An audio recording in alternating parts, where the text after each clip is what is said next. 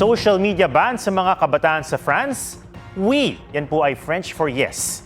Yan ang boto ng 116 na mambabata sa National Assembly o mababang kapulungan ng France sa naturang panukala.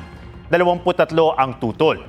Sa ilalim ng panukalang batas, ipagbabawal ang paggamit ng social media sa mga wala pang edad 15. Sunod itong pagbobotohan sa French Senate bago ibalik sa National Assembly para formal na aprubahan.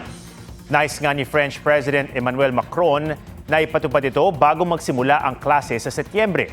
Anya dahil sa exposure ng mga kabataan sa social media, kaya lumala ang kanilang problema sa online bullying at mental health.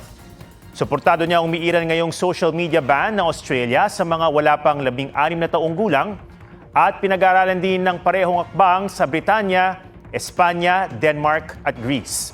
Ayon naman sa isang French far-left party, publicity stunt lang ang panukala.